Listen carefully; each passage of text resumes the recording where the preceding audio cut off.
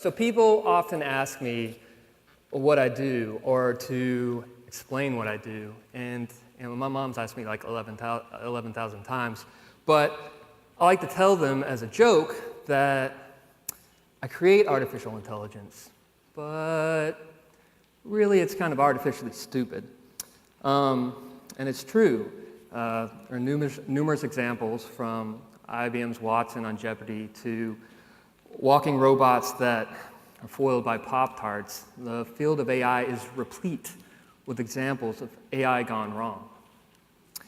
And you don't have to work in the field of AI for very long to develop a deep appreciation and respect for that which is natural intelligence. The beauty of it, the complexity. It really is a remarkable thing that we all carry around in our heads, right? The fundamental problem that we have is that the AI and analytics tools that we're building think in a different way than people do, right? There's a disconnect between the AI tools we're creating and the way that people approach the world. A good example of this is driving a car, right? Something probably most people in this room have experienced doing. So imagine that you're in your car and you're driving down the road, right? And you come up to an intersection and you decide you want to make a right turn. So you go through that mental decision, right? And then you go through the physical process of turning the wheel, and the car starts to turn. Then all of a sudden, a pedestrian crosses the street right in front of you. Now, you don't just keep doing what you were doing, right? You don't just plow right into them, hopefully. Some of you guys laughed a little too loudly. No, you change what you're going to do. So maybe you change your turning radius. Upon doing so, you may find an entirely new obstacle in your way, right? Maybe a tree, or a fire hydrant, or maybe a parked car. And so you have to change what you're going to do again, right? And there's this whole sequence of events, this whole sequence of decisions that you have to navigate in order to act intelligently in the world. And based on that probability of that sequence, you may choose not to turn at that particular intersection at all, right? So the amount of traffic or your prior knowledge of the number of pedestrians, you may choose to take an entirely different route. It's not about whether turning at that particular intersection is good or bad. It's about sequences of decisions. It's about understanding the way the world changes over time. It's about understanding how the things we do now and the consequences thereof change what we can do in the future. And in order to best assist us, our AI tools need to reflect that thought process. It's not simply about option A versus option B, or is treatment X better than treatment Y? It's about sequences of decisions. It's about understanding the way the world changes over time and being able to adapt to that in real time, just like you're driving a car, just like Google Maps works. Many of the great advances in human history have largely been about taking what previously seemed to be complex and making it simple, right? So a good example of this, keeping with our theme, is your car, right? So the way your car works, the way the engine works, is based on something called the Lagrange equations, right? That's the math you see there up on the board. Now, I guarantee that the auto mechanic who works on your car probably has no idea what any of that means. But he can still work on your car. Why? Because we've taken the complexity and we've made it simple. We've compartmentalized it. We've turned it into components that can be plugged together and taken apart. That can be used to build, create, fix. And in the same vein, in healthcare and healthcare AI and healthcare analytics, we often have these models, these algorithms, right, that maybe tell us something about the way certain clinical processes work or prognoses of various treatments. And a lot of times we get lost in the elegance of the math. We get lost in the art of solving the problem without ever really solving the problem.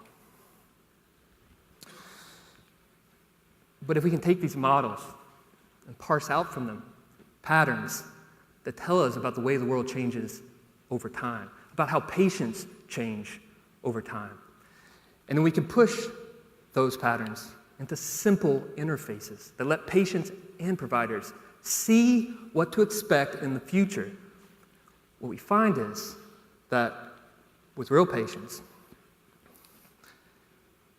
that we can both improve the quality of healthcare while simultaneously reducing the cost. In other words, we can make healthcare better and we can do it more cheaply at the same time. All by understanding the way the world changes over time and by building tools that reflect that.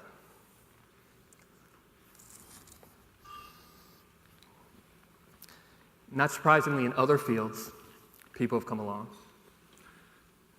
these people, and have taken what previously seemed to be complex and they made it simple.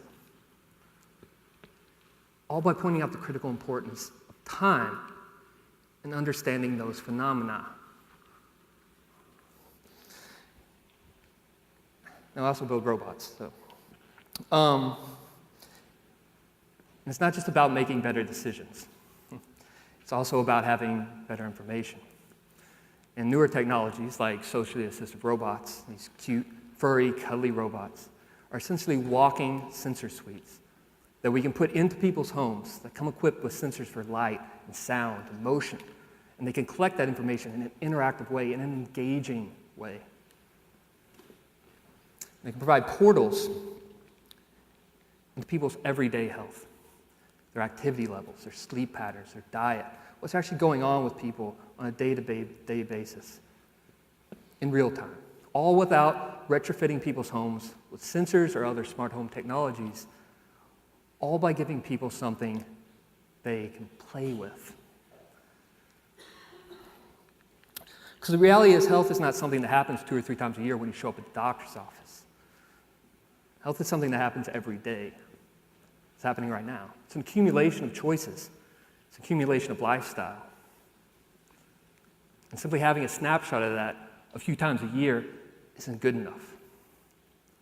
We need to be able to understand how things change over time, how health changes over time, how patients change over time, in real time, and be able to feed that information back to the clinical decision makers so that they can do what they do better.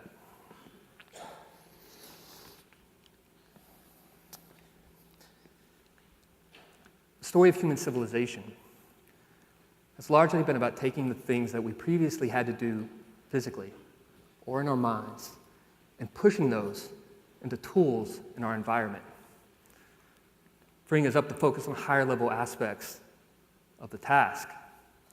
Even the first act of chiseling something into stone was really an act of cognitive offload, right? I don't have to remember it. I wrote it down right there in that rock. And things like notepads and calculators and computers have all just been continuing chapters in that story. The story of mankind, the story of human civilization.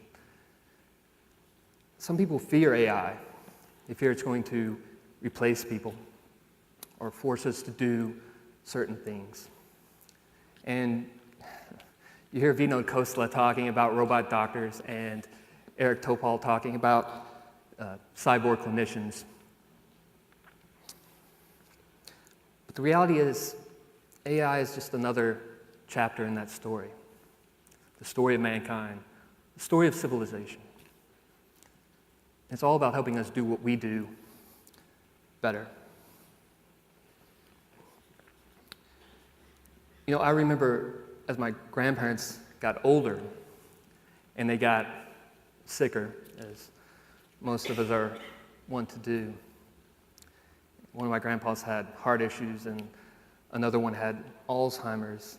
And I remember, you take them to the doctor's office, and the doctor would tell you to do this or that, and then they'd send you on your way. And you'd go home, and you'd hope, maybe pray, that it would work. But you didn't really know. Maybe it worked for 60% of people, but maybe it wouldn't work for you. And it was scary. Being a patient in our healthcare system is often a very scary proposition for patients and loved ones alike. And the reality is that we know more about your car ride via Uber or your table reservation via Table Me or what you're most likely to buy on Amazon than we do about whether the treatment you've been prescribed is actually going to work.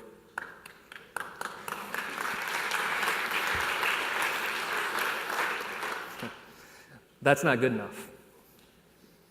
We can do better, and we should do better. For me, AI is not simply about creating cars that drive themselves or robot doctors that diagnose autonomously. It's about empowering people.